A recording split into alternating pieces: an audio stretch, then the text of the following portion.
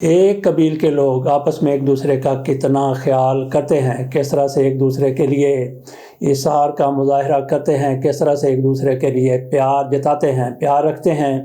اس حوالے سے پنجابی کا ایک محاورہ ہے جسے پنجابی کہان کہتے ہیں کہ مجھاں مجھاں دیاں بہناں۔ اس کا مطلب یہ ہے کہ ویسے تو اس کا سادہ ترجمہ یہ بنتا ہے کہ بھینسیں بھینسوں کی بہنیں، لیکن اس کا مطلب یہ ہے کہ بھینسیں بھی ایک دوسرے کے لیے بڑا احساس کرتی ہیں۔ اسی طرح سے اسی محاورے کو دوسرے طریقے سے بھی بیان کیا جاتا ہے، جد سپانو بھی پیاری، یعنی جو نسل ہے اپنی نسل سانپوں کو بھی پیاری ہوتی ہے، لیکن اس کے مقابلے میں دوسرا بھی ایک نقطہ نظر ہے۔ کہا جاتا ہے کہ سانپوں کو اپنی نسل پیاری ہوتی ہے، جد سپانو بھی پیاری، جبکہ ایسا ہی ایک اور محاورہ بھی ہے کہ سپ سپانو کھا جاندے، یعنی ایک سانپ دوسرے کو کھا جاتا ہے۔ اس حوالے سے ہمارے پاس دیگر بھی کئی محاورے موجود ہیں، پنجابی کے بھی، اردو کے بھی، لیکن یہاں پہ میرا خیال ہے کہ ہمیں تہذیب کے دائرے میں رہتے ہوئے بات کرنی چاہیے۔ چلتے ہیں اصل معاملے کی طرف، اصل ایشو کی طرف سے۔ ایشو ہے، معاملہ ہے جناب شہباز گل صاحب کا، اور ان کے مد مقابل ہیں جناب منصور علی خان صاحب۔ دونوں وی لاگر ہیں، بڑے ان کے فین ہیں، بہت زیادہ فین ہیں، بہت زیادہ ان کو لائک کیا جاتا، اور ان کی کمائی تقریباً برابر ہے جو کروڑوں روپے ماہانہ کی ہے، یوٹیوب سے یہ حاصل کرتے ہیں۔ ان کے درمیان اس طرح سے یدھ رہتا ہے، عموماً یدھ رہتا ہے۔ شہباز گل صاحب ان کے حوالے سے بات کرتے ہیں اور وہ ان کے حوالے سے بات کرتے ہیں، اور ان کا جو نیا یدھ ہے وہ شروع ہوا ہے مریم نواز شریف صاحبہ کے بیٹے جنید صفدر کی شادی کے حوالے سے۔ اس پر جو کچھ باتیں کی گئی شہباز گل کی طرف سے، لگتا ہے کہ منصور علی خان صاحب مریم نواز شریف صاحبہ کا ان کی طرف سے فین ہونے کی وجہ سے یہ دل پر ان کی باتوں کو لے گئے، ان کو برداشت نہیں ہو سکا۔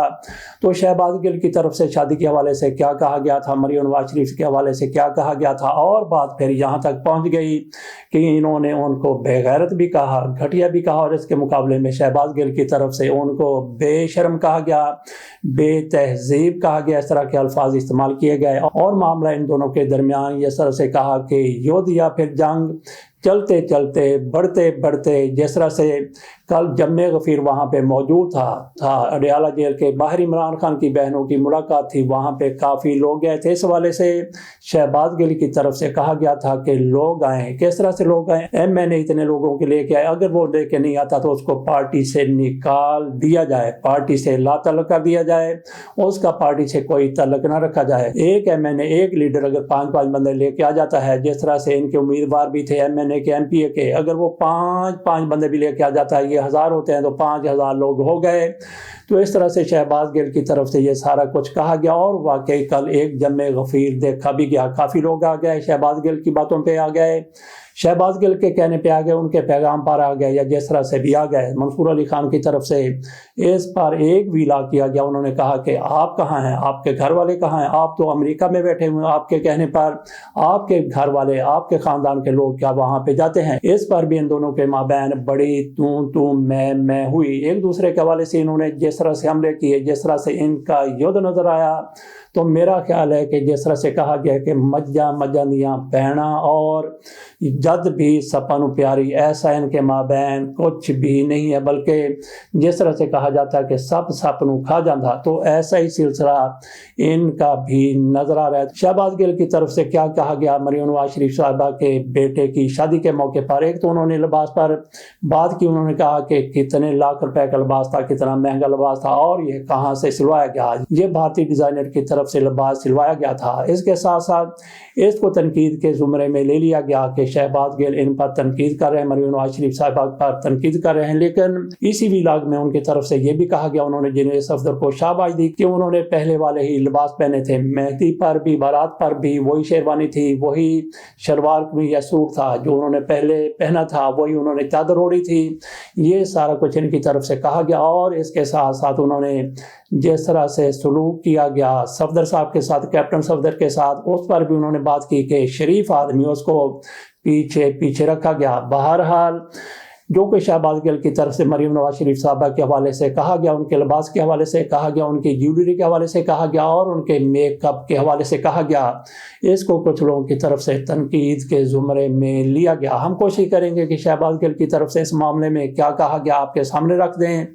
تو شہباز گل نے باقیوں کے بارے میں بات کی. انہوں نے عظمیٰ بخاری صاحبہ کے حوالے سے بھی بات کی کہ انہوں نے بھی اپنے چہرے کی ٹرانسفارمیشن کروائی تھی. مریم نواز شریف صاحبہ بھی کرواتی ہیں, اور انہوں نے یہ بھی بتایا کہ مریم اورنگزیب صاحبہ کی طرف سے بھی اپنے چہرے کی ٹرانسفارمیشن کروائی گئی. یہ ایک جدید ٹیکنالوجی ہے جس کے ذریعے چہرے پر آنے والی سلوٹیں بالکل ختم ہو جاتی ہیں, اور ہماری یہ خواتین ان کے چہرے پر اس طرح سے سلوٹیں تو نہیں آئیں, لیکن جس طرح سے چہرہ تھوڑا سا عمر کی چغلی کھاتا ہے اس کو دور کرنے کے لیے عین جوانی کا چہرہ بنا دیا جاتا ہے ٹرانسفارمیشن کے ذریعے, اور یہ ٹیکنالوجی ان خواتین کی طرف سے استعمال کی گئی. تو باقی ذاتی طور پر میری بھی یہ رائے ہے, اگر کسی کے پاس اس طرح سے وسائل ہیں کہ اپنے آپ کو وہ بہتر لوگ دے سکتا ہے تو اس میں کوئی حرج نہیں ہے.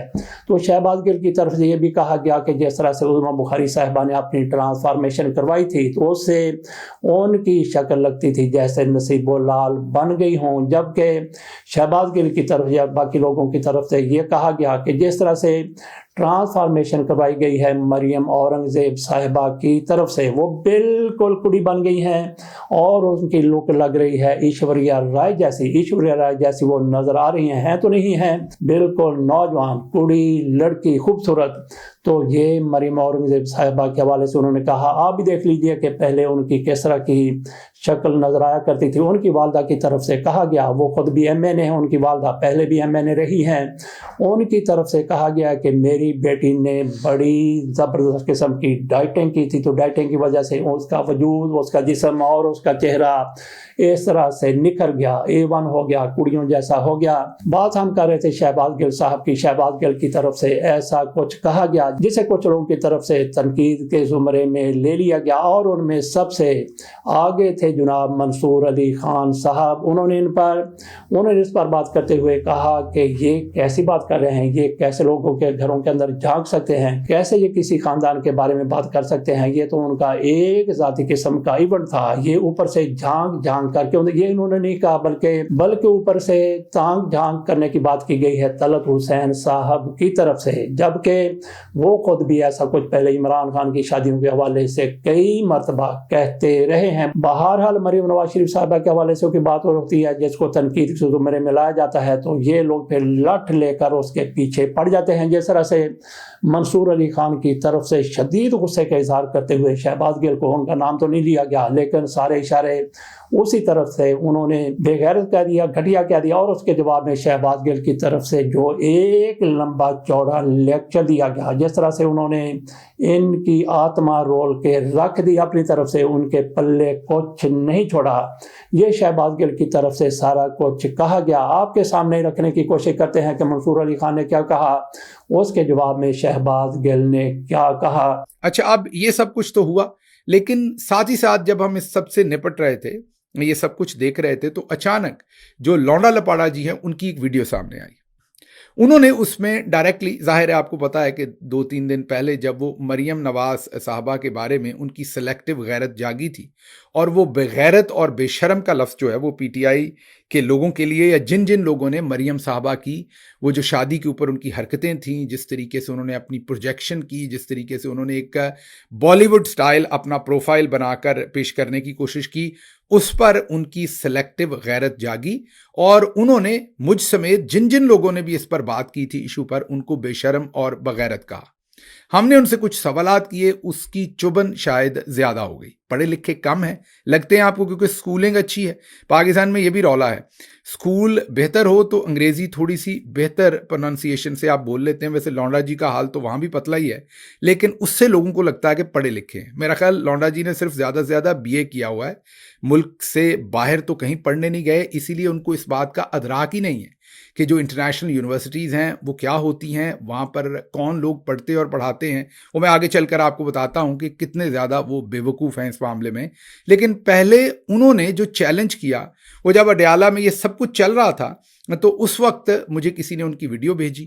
جب وہ میں نے سنی تو اسی وقت جو ہماری ٹیم تھی اس سے ہم نے رابطہ کیا.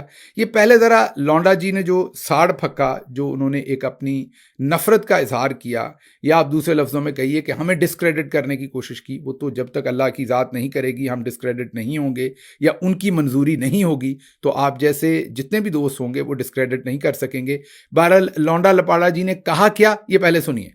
کہتا ہے جی کہ منگل اڈیالہ پلان پنجاب اور کے پی کے کی پارٹی قیادت کو لسٹیں جاری کرنی ہوں گی. ہر ٹکٹ ہولڈر کا آفس نمبر بھی دیں تاکہ عوام ان کو فون کر کے یاد کروا سکیں کہ انہوں نے اڈیالہ آنا ہے, اور جو پھر بھی نہ آئے اس کا نام پبلش کیا جائے.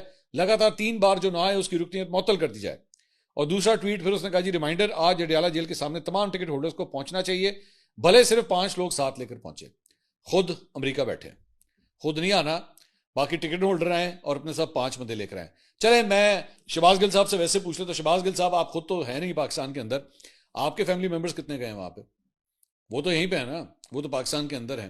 کیا وہ گئے ہیں وہاں پہ, یا آپ نے خود, چلیں آپ ذمہ داری لے لیں نا, آپ یہی بتا دیں کہ آپ نے کتنے لوگوں کو بھیجا, جو آپ کا کوئی سرکل آف فرینڈز ہوگا, ریلیٹیوز ہوگا, کوئی جہاں ظاہری بات آپ کا تعلق اگر پی ٹی آئی سے ہے, وہ تو مجھے یہ نہیں پتا کہ اب ہے کہ نہیں ہے, کیونکہ آپ کو تو ظاہری بات ہے بالکل سائڈ لائن کر دیا گیا پی ٹی آئی کے اندر. تو لیکن آپ کے چاہنے والے تو ہوں گے نا, آپ کے جاننے والے ہوں گے جو پی ٹی آئی کے سپورٹ کرتے ہیں. آپ نے کتنے لوگوں کو اڈیالہ جیل بھجوایا؟ آپ ہی مارک کر کے بتا دیں. وہاں پہ آپ کے بہت سے وہاں پہ لونڈے لپاڑے آتے ہیں نا, وہاں پہ انہیں کو پن پوائنٹ کروا دیں کہ یار یہ بندے میں نے بھجوائے ہیں. تو باہر سے بیٹھ کے جو ہے نا وہ بڑکے مارنا بہت آسان کام ہے. سن لیا آپ نے, وہ یہ کہہ رہے ہیں کہ گل صاحب آپ ملک سے باہر بیٹھے ہیں, ان کو ایسا لگتا ہے جیسے میں شوق سے بیٹھا ہوں, ان کو ایسا لگتا ہے کہ جیسے میں مہمانداری میں آیا ہوں.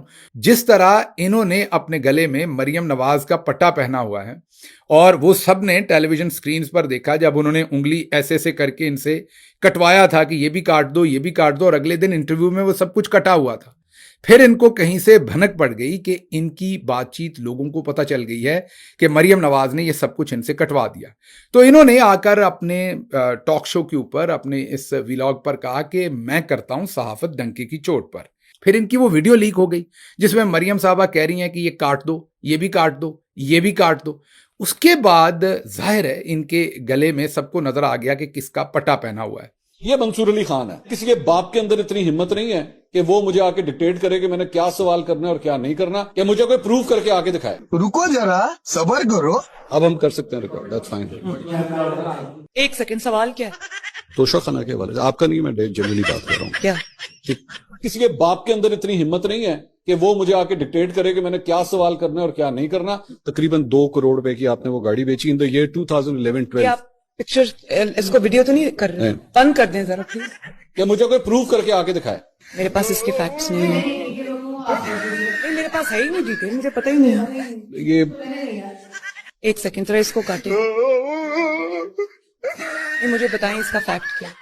ہم نے صحافت کی ہے اس طرح ڈنکے کی چوٹ پہ. مجھے آنیسٹلی اس کا نہیں پتا, میں فیکٹس اینڈ فگرز چیک ضرور کروں. آپ چیک کر لیجئے گا, چیک کر یہ پلیز کائنڈلی ڈونٹ وری. یہ منصور علی خان ہے, آپ کا نہیں, میں جنرلی بات کر رہا ہوں. اب لونڈا جی اگر میں وہ پٹا پہن لوں تو میں بھی پاکستان میں رہ سکتا ہوں, بہت سارے لوگ رہتے ہیں. وہ ان کا ایک لونڈا ہے ادھر بیٹھا ہوا ہے باہر, وہ بیٹھ کے خواتین کی تصویریں اٹھا کے اس کے اوپر کامنٹ کر رہا ہے یہ یوں لگ رہی ہے. مریم اورنگزیب کا جو چہرہ ہے نا وہ یا اس کے چہرے کے جو تبدیلیاں ہیں وہ شاید ہمارا سب سے بڑا نیشنل سیکورٹی تھریٹ بن گیا ہے, کیونکہ اس کے اوپر اتنی طویل ڈسکشن ہو رہی ہے انہوں نے کیا کروایا, کیوں کروایا, کہاں سے کروایا. وہ بھائی کوئی اور بھی کام کر لیں. اور اس کے بعد ظاہری بات ہے جو سیاسی مخالفین ہیں وہ ان کا ایک لونڈا ہے ادھر بیٹھا ہوا ہے باہر, وہ بیٹھ کے خواتین کی تصویریں اٹھا کے اس کے اوپر کامنٹ کر رہا ہے یہ یوں لگ رہی ہے, وہ لگ رہی ہے. بے شرم گھٹیا آدمی, نہ اس کو کوئی شرم ہویا ہے, نہ ان کو کوئی تمیز ہوتی ہے کہ یار کوئی عورت کا کوئی لحاظ کر لے. تو اپنی ماں بہن کے اوپر اس طرح بیٹھ کے کامنٹ کرے گا, مطلب نہیں کرے گا نا, تو اگلے کو بھی وہی عزت دو, وہی رسپیکٹ دو. صرف اس لیے کیونکہ اس سے سیاسی مخالفت ہے تو اس کی وجہ سے بیٹھ کے اس کے چہروں کے اوپر کامنٹ کرنا, کپڑوں کے اوپر کامنٹ کرنا, یہ کوئی ڈیسنسی ہوتی ہے؟ مطلب اس قسم کے لوگ وہاں سے اگر شادیوں کے اندر بیٹھ کے کوئی اس طرح کی دوسری عورتوں کے اوپر اس طرح کے کامنٹ کریں نا تو لوگ اٹھا کے ان کو باہر پھینک دیں گے, گیٹ آؤٹ, تو اس قابل نہیں ہے کہ تجھے یہاں پہ بٹھایا جائے. لیکن میں حیران ہوتا ہوں کہ صرف سیاسی مخالفت کی بنیاد کے اوپر جو ہے وہ دوسری عورتوں کے اوپر کس قسم کے جو ہے وہ کامنٹ سمجھے جا رہے ہیں. مطلب آپ کو اس بات کا بھی احساس نہیں ہوتا. وہ اسی لیے ہمارے یہاں پہ ایک کلچر ہے نا کہ کچھ جگہوں کے اوپر لکھا ہوتا ہے فیملیز اونلی. وہ اسی لیے ہی ہوتا ہے کہ اس جیسے بگڑے ہوئے لوگ جو ہوتے ہیں نا وہ شاید تمیز کے دائرے میں رہیں کہ جب اپنی ماں بہن جب ساتھ کھڑی ہو نا تو دوسرے کی ماں بہن کے اوپر کامنٹ نہیں کرتے, یا ان کے کپڑوں کے اوپر یا ان کے چہروں کے اوپر پھر انسان جو ہے وہ شاید عزت لحاظ کے. ویسے تو آپ کو ضرورت نہیں محسوس ہونی چاہیے, یہ میری بات یاد رکھیے گا کہ آپ کو اس بات کی ضرورت نہیں محسوس ہونی چاہیے. یہ آپ کے لیے میری نظر میں ایک ڈیریگیٹری بات ہوتی ہے کہ آپ کو قابو کرنے کے لیے یا کسی کو پٹا ڈالنے کے لیے ضروری ہو کہ جی آپ کی ماں بہن بھی ساتھ کھڑی ہو تاکہ آپ قابو میں رہیں. آپ کو تو قابو میں ویسے ہی رہنا چاہیے.